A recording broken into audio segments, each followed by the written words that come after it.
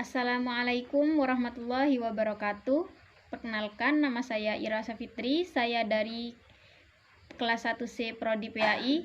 Di sini saya akan mengerjakan tugas yang telah diberikan oleh dosen saya, yaitu Bapak Fikri Farihin, MPDI, yaitu di mana tugasnya membaca makalah yang telah dijelaskan oleh kelompok 2, yaitu Matkul Aswaja, di mana dengan tema aliran Syiah.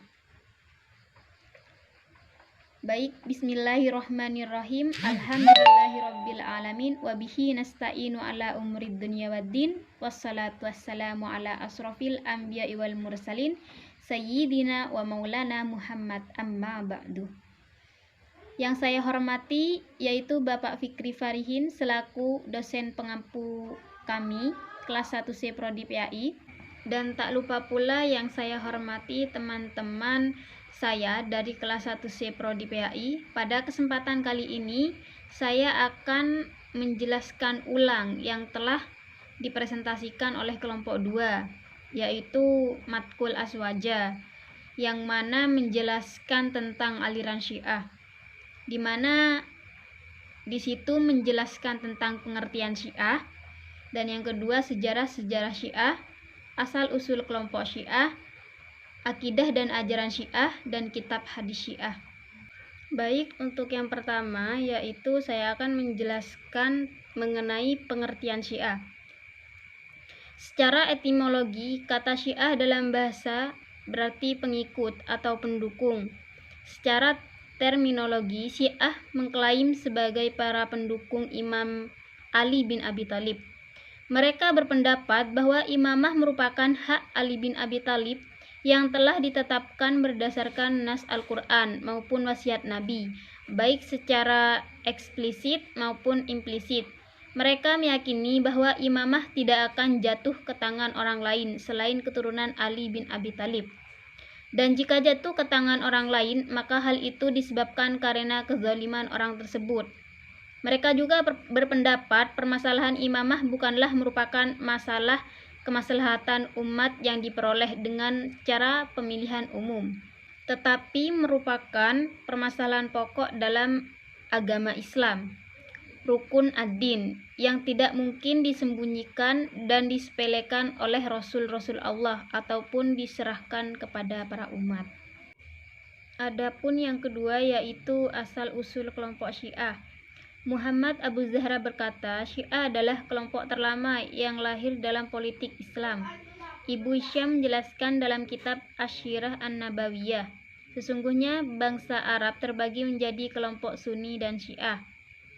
Pada hari Taqisyaf atau peristiwa pengangkatan Abu Bakar dari Bani Saqif, pada saat itu sebagian sahabat berkata, aku tidak menyangka kepemimpinan akan hilang dari keluarga Bani Hashim dan juga Abu Hasan atau Ali bin Abi Thalib. Adapun teori-teori mengenai usul-usul kelompok Syiah banyak sekali, di antaranya 1. Kelompok Syiah berasal dari Persia, Iran sekarang. Yang kedua, lahirnya kelompok Syiah karena pengaruh agama Nasrani. Yang ketiga, kelompok Syiah muncul sebagai pengaruh. Yang kedua, lahirnya kelompok Syiah karena berpengaruh pada agama Nasrani. Mereka berpendapat tersebut didasarkan pada perkataan kelompok Syiah Sabaiyah. Ali bin Abi Thalib tidak mati terbunuh, akan tetapi Allah menyerupakan seorang dengan rupanya, dan Ali diangkat oleh Allah seperti diangkatnya Nabi Isa, dan Ali turun untuk menegakkan keadilan dan menyebarkan perdamaian. Yang ketiga, kelompok Syiah munculnya sebagai pengaruh dari agama Yahudi. Sebagian orang bahkan mengatakan bahwa kelompok Syiah adalah Yahudinya kaum muslimin. Hal ini disebabkan karena mereka sangat membenci Islam, sebagaimana orang-orang Yahudi membenci orang-orang Nasrani. Mereka masuk Islam bukan karena ingin mencari ridha Allah, melainkan karena ingin menyebarkan kerusakan, fitnah, dan perpecahan di tubuh kaum muslimin, serta menanamkan keraguan atas keimanan di hati kaum muslimin. Mereka berkata seperti perkataan orang Yahudi, tidak ada kekuasaan kecuali pada keluarga Nabi. Sebagaimana kaum Yahudi berkata, tidak ada kekuasaan kecuali pada keluarga Daud. Syiah sebagai salah satu sekte pada dasarnya lahir dari kekacauan yang terjadi di tubuh umat Islam periode awal yang direkayasa oleh Yahudi. Yang ketiga yaitu akidah dan ajaran Syiah. Beberapa poin berikut menjelaskan tentang akidah dan ajaran Syiah, yaitu yang pertama, keyakinan Syiah tentang imam mereka. Mereka sepakat bahwa para nabi dan imam Syiah adalah maksum atau terhindar dari perbuatan dosa, baik dari dosa kecil maupun dosa besar. Selain itu, mereka juga sepakat bahwa tawali, menolong para imam, dan tabari, meninggalkan musuh-musuhnya, adalah wajib hukumnya, baik dilakukan dalam bentuk ucapan, perbuatan, maupun keyakinan. Dalam hal ini, sebagai pengikut kelompok Syiah Sadiyah tidak sependapat dengan mereka. Adapun yang kedua, kitab-kitab suci Syiah. Dalam catatan sejarah Syiah, Nabi memiliki sebuah sahifah, lembar-lembar kertas yang selalu digantungkannya di bahu pedang beliau. Sahifah Zuba'ah Asy-Syaif. Kemudian Rasulullah mendidikkan hadis-hadisnya pada Imam Ali untuk disalin ke dalam sahifahnya. Tak kala Rasul meninggalkan dunia, Imam Ali memeliharanya dengan baik. Sahifah Rasulullah itu kemudian dikenal dengan nama Suhufat Ali. Selain Al-Jami'ah dan Sahifah Zubah Asy-Syaif, kalangan Syiah mempercayai adanya satu, Sahifah An-Namus yang berisi nama para pengikut sekaligus para musuh mereka hingga hari kiamat. Adapun yang kedua, Sahifah Al-Abatiyah yang berisi 60 kabilah Arab yang halal darahnya. Yang ketiga, Al-Jafar Al-Abyadah yang merupakan Abu Abdillah berisi Zabur Daud, Taurat Musa, Injil Isa, Zuhuf Ibrahim, halal dan haram, serta Al-Ja'far Al-Ahmar yang berisi senjata yang hanya terbuka karena darah untuk berperang.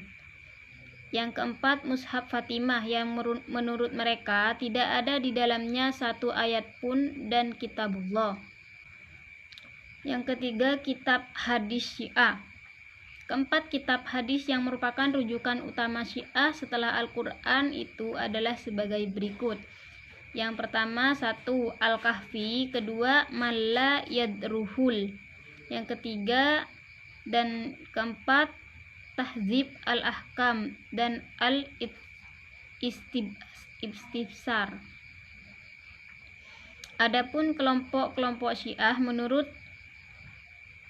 Syekh Rastani, kelompok Syiah dibagi menjadi 5 bagian. Yang pertama Hasyaniyah, yang kedua Zaidiyah, yang ketiga Imamiyah, yang keempat Golat, dan yang kelima Ismailiyah. Sedangkan Asy'ariyah dibagi menjadi 3 kelompok. Yang pertama yaitu Syiah Gholiyah yang terbagi 15 kelompok. Yang kedua Syiah Imamiyah atau disebut dengan Rafidah juga menjadi 14 kelompok. Yang ketiga Syiah Zaidiyah juga terbagi menjadi 6 kelompok.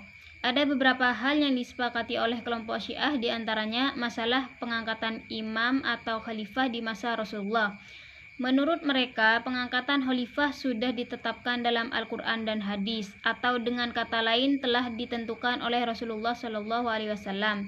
Dan ada beberapa hal perbedaan pendapat yang akhirnya memunculkan sekte-sekte dalam tubuh kelompok Syiah.